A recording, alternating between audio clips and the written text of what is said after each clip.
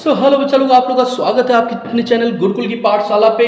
18 फरवरी को आपका पेपर है और हो चुकी है पूरी तैयारी। तो एक पेपर सॉल्व करके देख लीजिए आखिर कितनी है आपको प्रिपरेशन। तो चलिए, पिछले साल का बोर्ड पेपर लेकर के आया हूँ। साहित्य की हिंदी के बच्चों के लिए ये पेपर है, जिसको करने के लिए 3 घंटे आपको मिलते हैं और 15 मिनट पेपर पढ़ने के लिए मिलते हैं। तो चलिए फटाफट से चलते हैं पेपर की तरफ। टाइम नहीं बर्बाद करूंगा, 15 मिनट में आप रिवाइज कर सकते हैं अपने बोर्ड एग्जाम में आपने कितनी तैयारियां कर रखी हैं। इसी के साथ में बहुविकल्पीय प्रश्न पहला खंड का आ चुका है। कन्हैया लाल मिश्र प्रभाकर का जन्म हुआ था। ऑप्शंस हैं 1806 ईस्वी में, 1907 ईस्वी में, 1906 ईस्वी में, 1920 ईस्वी में। तो आपको बता दें इसका सही जवाब आपका ऑप्शन सी हो जाएगा, 1906 ईस्वी में। इसी के साथ में दिया है खा वाग्धारा निबंध संग्रह के लेखक हैं। तो ऑप्शंस हैं हजारी प्रसाद द्विवेदी, डॉक्टर वासुदेव शरण अग्रवाल, रामचंद्र शुक्ल या इनमें से कोई नहीं। तो सही जवाब आपका हो जाएगा option number B, doctor Vasudev Sharan Agrawal. चलिए चलते हैं अपने गांव वाले प्रश्न की तरफ। तो इसी के साथ में गांव वाला हमें दिया है गिरिजा कुमार माथुर का जन्म हुआ था। आपके ऑप्शंस हैं 1909 में, 1917 में, 1919 में या 1924 में। तो आपको बता दें थर्ड का सही जवाब आपका ऑप्शन नंबर फर्स्ट हो जाएगा, 1909 ईस्वी में। इसी के साथ में घा दिया है हजारी प्रसाद द्विवेदी का जन्म किस जनपद में हुआ था। ऑप्शंस हैं बलिया, देवरिया, गाजीपुर या आपका प्रतापगढ़। तो इसका सही जवाब आपका हो जाएगा ऑप्शन नंबर ए, बलिया। बिल्कुल सही है। इसी के साथ में हमारे पास 5वां प्रश्न दिया गया है, जो कि कुछ इस प्रकार से है। डैश वसुंधरा नामक पत्रिका के संपादक का नाम है। ऑप्शंस हैं रामचंद्र शुक्ल, प्रताप नारायण मिश्र, हरिशंकर परसाई या महादेवी वर्मा। तो आपको बता देते हैं इसका सही जवाब आपका हो जाएगा option number C, Harishankar Parsai. इसी के साथ चलिए चलते हैं क्वेश्चन नंबर 2 के फर्स्ट प्रश्न की तरफ, कि कुछ इस प्रकार से हमें दिया है हिंदी साहित्य के इतिहास को मुख्यतः कितने कालों में बांटा गया है। आपके ऑप्शंस हैं 5, 7, 4, 6। तो आपको बता देते हैं इसका सही जवाब आपका ऑप्शन सी हो जाएगा 4। चलते हैं इसी के साथ में खा वाले प्रश्न की तरफ। प्रश्न नंबर खा कुछ इस प्रकार से हमें दिया है सांध्य गीत के काव्य संकलन के रचनाकार हैं। ऑप्शंस हैं महादेवी वर्मा, सूर्यकांत त्रिपाठी निराला, जयशंकर प्रसाद या धर्मवीर भारती। तो आपको बता देते हैं इसका सही जवाब आपका ऑप्शन ए हो जाएगा, महादेवी वर्मा। इसी के साथ में गा प्रश्न कुछ इस प्रकार से है। भारतेंदु हरिश्चंद्र का जन्म हुआ था। आपके ऑप्शंस हैं 1850 ईस्वी में, 1870 ईस्वी में, 1907 ईस्वी में, 1922 ईस्वी में। तो इसका सही जवाब आपका हो जाएगा ऑप्शन नंबर ए, 1850 ईस्वी में। इसी के साथ चलिए चलते हैं अपने घा वाले प्रश्न पे, जो कि कुछ इस प्रकार से दिया है। मैथिली शरण गुप्त का जन्म किस जनपद में हुआ था। ऑप्शंस हैं मैनपुरी, अलीगढ़, इटावा, झांसी। तो आपको बता देते हैं इनका जन्म झांसी में हुआ था। इसी के साथ में आखिरी बहुविकल्पीय प्रश्न कुछ इस प्रकार से दिया है। क्या है अजात शत्रु नाटक के लेखक कौन है। तो आप सभी को पता है जयशंकर प्रसाद इसके लेखक हो जाते हैं। तो चलिए चलते इसी के साथ में हम अपने अगले खंड की तरफ और कंप्लीट करते हैं बचे हुए पेपर को। यहाँ से पेपर कंप्लीट करने से पहले कुछ इंस्ट्रक्शंस हैं, मैं आपको दे देता हूँ। आप लोग कैप्शन ऑन कर लीजिए, जिससे कम समय में ज़्यादा से ज़्यादा पढ़ाई हो पाएगी। क्योंकि अगर मैं हर एक के आंसर लिखने बैठूंगा तो बहुत ज़्यादा टाइम लग जाएगा। इसलिए आप कैप्शन ऑन कर लीजिए, आपको पूरा आंसर लिखा हुआ आता जाएगा और एक एक चीज़ में समझाता जाऊँगा, जिससे कम समय में अच्छी प्रिपरेशन हो पाएगी। तो क्वेश्चन नंबर 3 कुछ इस प्रकार से है।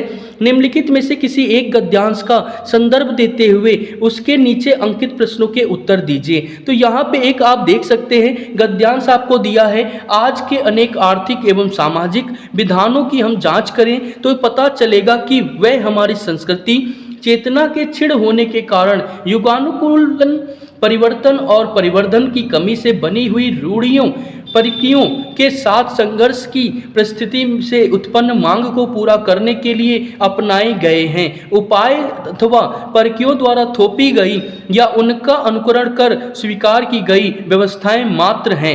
भारतीय संस्कृति, तो एक वर्ड मिल गया यहाँ पे हमको, क्या, भारतीय संस्कृति। तो गद्यांश में क्या होगा, ये आपके किस चैप्टर का हो जाएगा, भारतीय संस्कृति का हो जाएगा।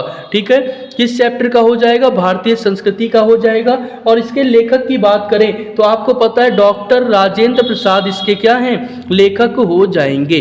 डॉक्टर राजेंद्र प्रसाद इसके लेखक हो जाएंगे।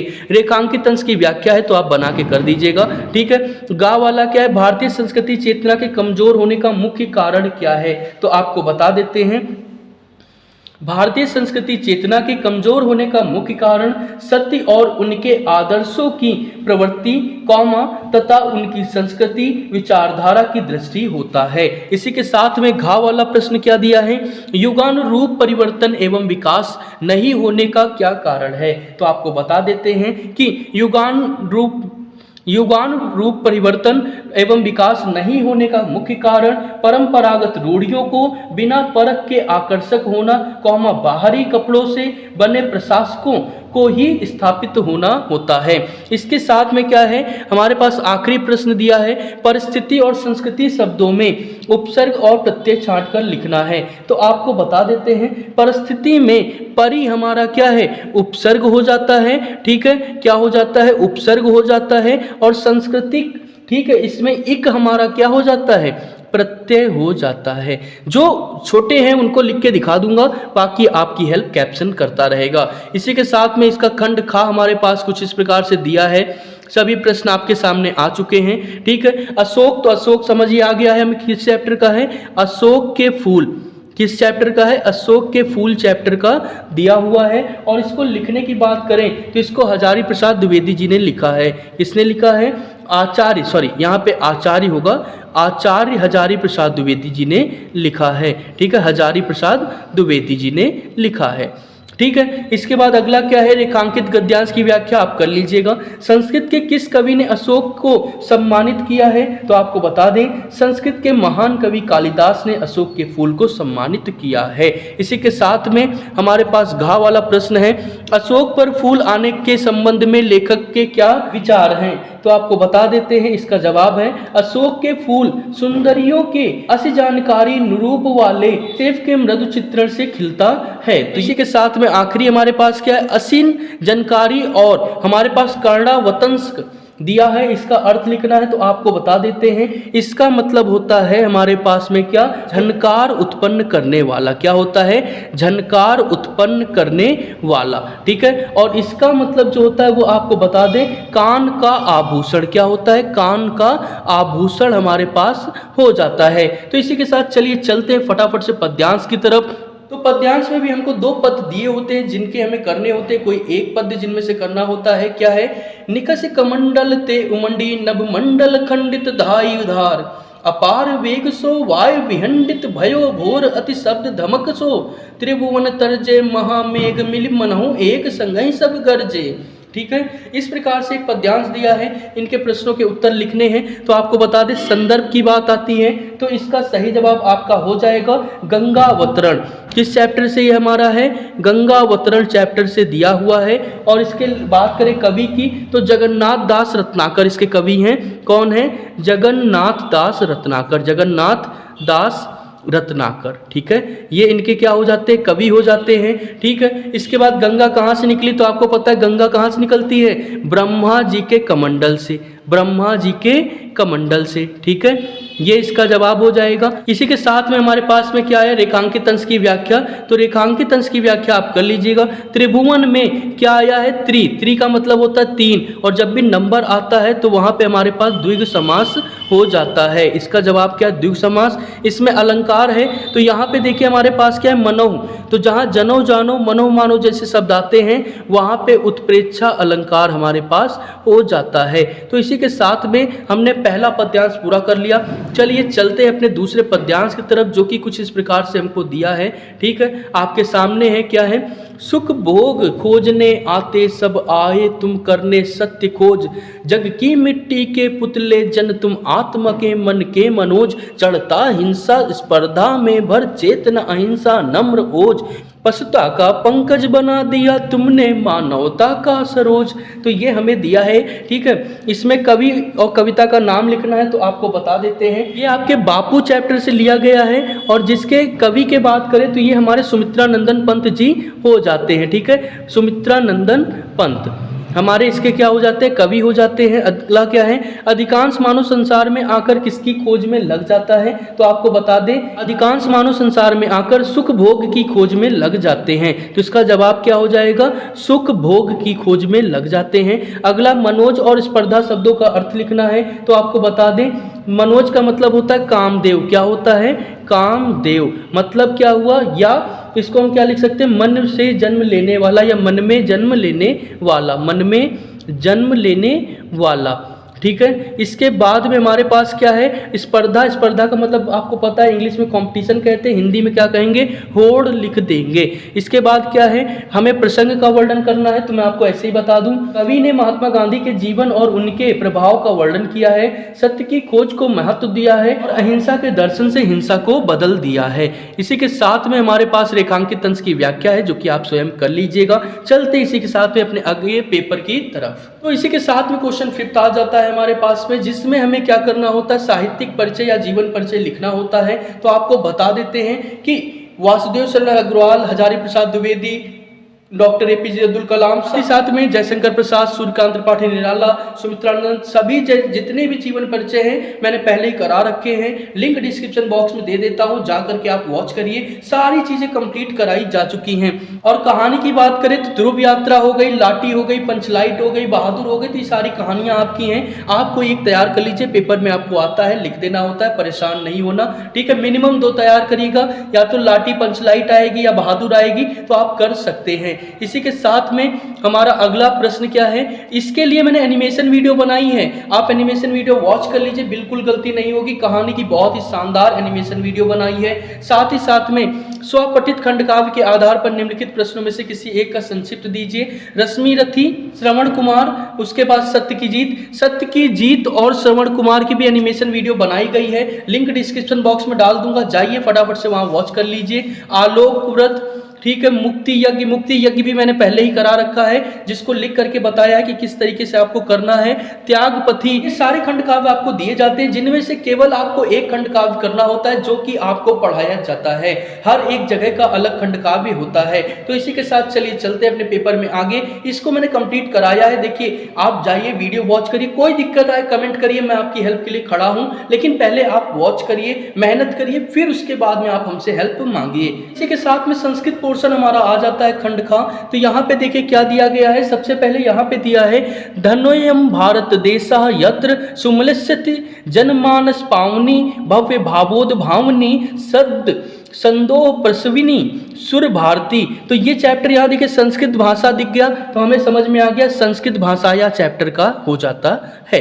किस चैप्टर का है, संस्कृत भाषा या चैप्टर का हमारा हो जाता है। तो लिखने के लिए कैसे लिखेंगे, प्रस्तुत संस्कृत गद्यांश हमारी पाठ्य पुस्तक हिंदी के संस्कृत खंड के संस्कृत भाषा या नामक पाठ से अवतरित है। अगला जो है ये हमें क्या है, महामना मालवीय चैप्टर का हो जाएगा। ठीक है, देखिए खुद ही बोल रहा है, मुझे अलग से कुछ बताने की आवश्यकता नहीं है। महामना मालवीय, ठीक है, मदन मोहन मालवीय जी का चैप्टर है ये आपका, तो उसके बारे में दिया गया है। इसके बाद में हमारे पास क्या आ जाता है, श्लोक आ जाता है। तो श्लोक हमें 2 दिए हैं। तो पहला जो है वो नीति श्लोका है, ठीक है, क्या है, नीति श्लोका हमारे पास में हो जाएगा, जिसमें राजा की नीति के बारे में बताया गया है। और दूसरा हमारा सुभाषितानी का हो जाएगा।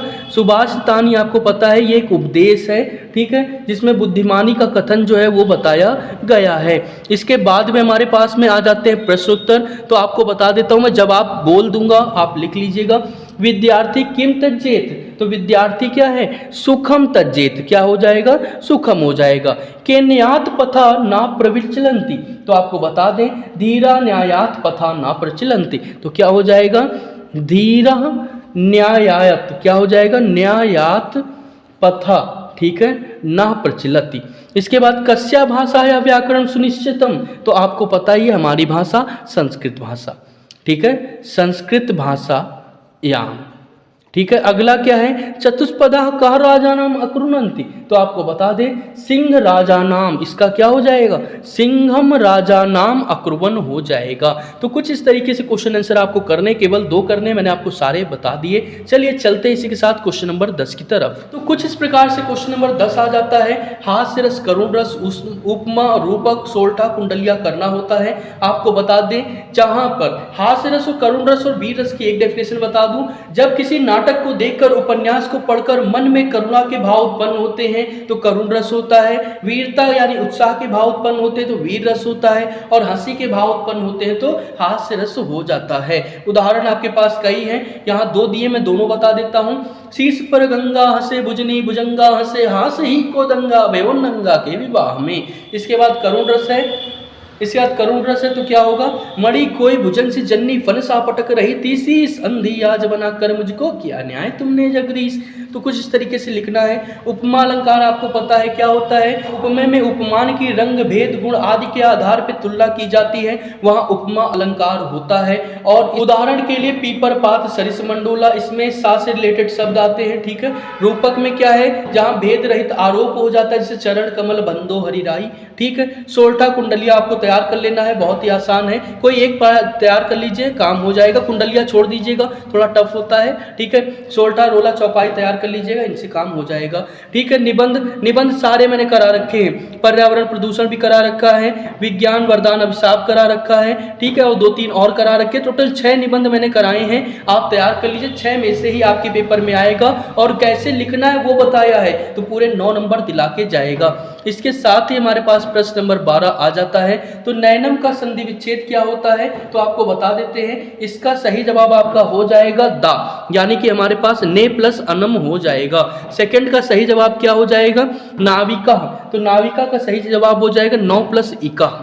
तो जितने भी बच्चे जा रहे हैं अपना फाइनल पेपर देने 18 फरवरी को, एक बार पेपर देख के जाइए, बहुत ही अच्छा पेपर है। और इससे आपको लगभग 100 में से 65 से 80 नंबर का पेपर देखने को मिलेगा। तो इसलिए इसको पूरा करके जाइए। एक एक चीज़ मैंने करा दिया है, केवल आपको 20 मिनट में इसको सुन लेना है और बोर्ड एग्जाम के लिए अच्छी तरीके से तैयार हो जाना है। मिलते हैं बोर्ड पेपर के पूरे सॉल्यूशन के साथ में 18 फरवरी को। तब तक बाय बाय, जय हिंद। उसके लिए चैनल को सब्सक्राइब कर लीजिए ताकि आप भी आके जल्दी से अपने आंसर शीट चेक कर सकें।